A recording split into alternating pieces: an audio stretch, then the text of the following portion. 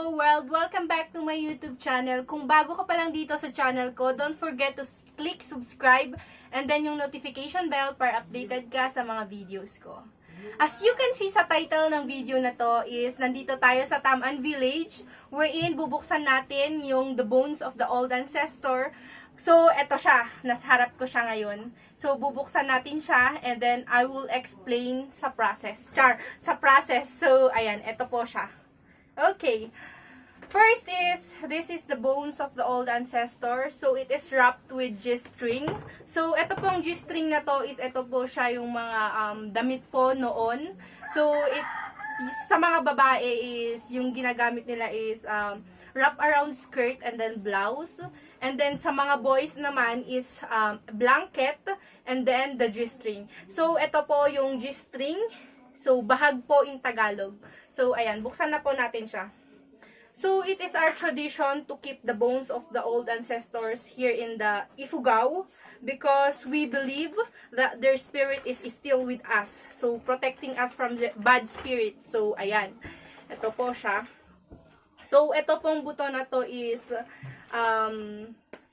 our great-great-grandfather. So, I'm in the 5th generation. So, his name is Magyano. So, he died 1945 during the World War II here in Ifugao. Or, yes, here in the Philippines actually. So, World War II po siya. Ayan. So, nababalot po siya ng 2 blanket. And then, narap po siya ng G-string. So, yan. Here's the bones.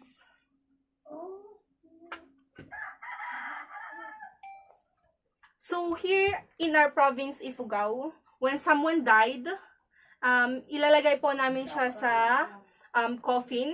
And then, we will celebrate it for 3 to 5 days, 8 days. It depends to the family. If they are rich, they will extend the days of mourning in 8 days or 15 days. It depends to the family. So, ayan. After they celebrated for how many days, we'll bury it in the mountains, so, or the caves, and then after how many years, 2 to 3 years, we'll get back again the bones, and then clean, remove the flesh that is not yet decayed, and then after that, again, for the second funeral, they will celebrate again for how many days. So, ayan po siya, my first funeral and then second funeral here in Ifugao. So, as time passed by, people here in our province is being Christianized. So, yung mga iba na lang po is hindi po nila kinukuha. So, they will just bury it in the cemetery, okay? So, now we have cemetery here in the province. So, doon na lang po nila binebury or sa mga mountains, sa caves, sa mga bundok. Pero here po kasi in Banaue is we don't have caves. So, basically, sa bundok talaga namin sila binebury. So, ayan. So, after celebrating the second funeral, we will wrap it with G-string and blanket for boys. And then, wrap around skirt for girls. So, ayan. Sa nakikita nyo po dito is, ano siya, makinis siya. Kasi noon po kasi, long time ago, hindi po namin sila ginagamitan, hindi po nila ginagamitan ng balsamo. Kaya madali pong madecay yung mga balat. Kaya, as you can see, malinis po talaga siya. So, ayan. Kailangang, pag kinuha kasi yung buto is kailangang alagaan siya. Kasi if may pumasok na insekto sa loob ng buto na to, ay may paniniwala na magpaparamdam yung spirit ng dead sa mga family members. So, magkakasakit sila. Even if ipunta mo sila sa hospital, the doctors can cure it. So, kailangang gumawa ng ritual. That is the ritual here in our province called Baki.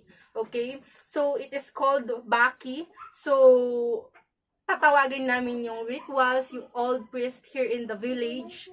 And then, ayan, mag-represent sila ng rituals. And then, malalaman nila na nabasa or the bones is wet or there's insect inside the bones. Kaya, kailangan siyang linisan talaga.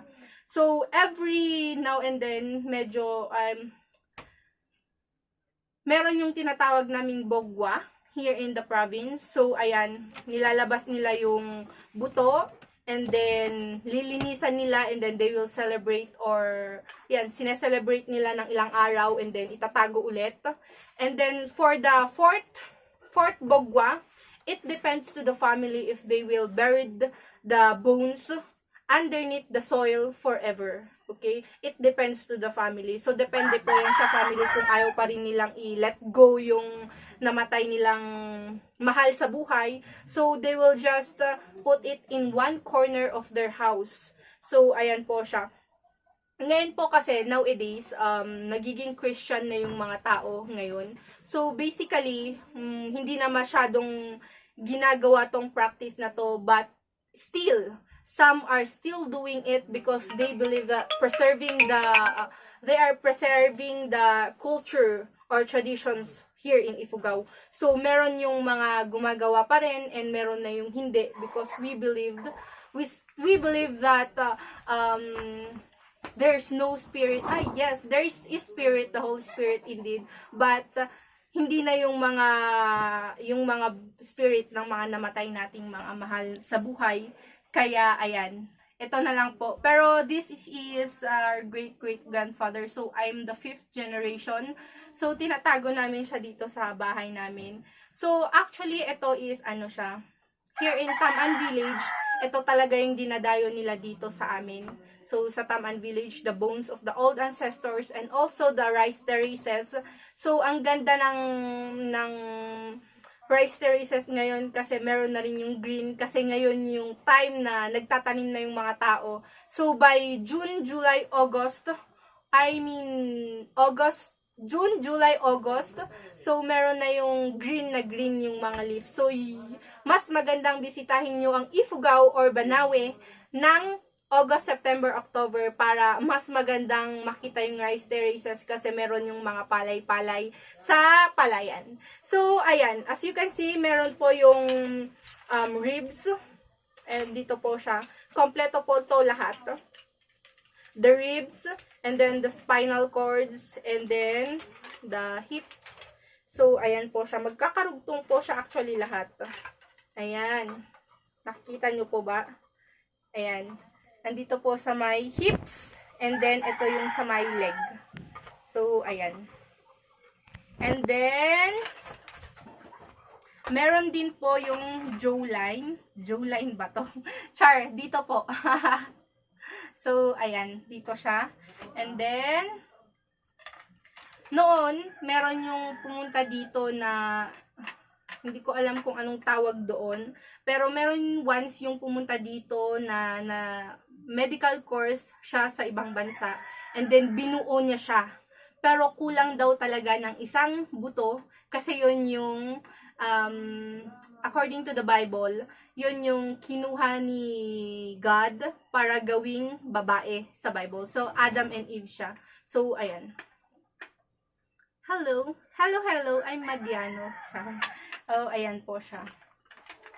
So, ito po talaga yung napupuntahan dito sa Tam-an Village. So, if ever na madaan ka man dito sa Banaue, so Banaue is part of, we are known as yung Banaue Rice Terraces is known siya sa 8 Wonder of the world. So, pag mapadpad ka man dito sa Banaue, don't forget to come here in Tam-an Village, and then tignan nyo po ang bones of the old ancestors here in Banaue. So, Tam-an Village is first village here in Banaue. So, ayan. The second village po is the Poitan Village, wherein makikita nyo naman doon yung spiritual stone. So, as you go sa Poitan Village, madadaanan nyo yung rice terraces here in Tam-an. So, ayan lang po yung video natin ngayon, yung vlog natin ngayon. So, I hope you learned something here in Tam-an Village. And thank you for watching. So, don't forget to subscribe. And then, hit nyo na rin yung notification bell if hindi pa, para updated kayo sa mga videos ko. So, thank you for watching. Bye!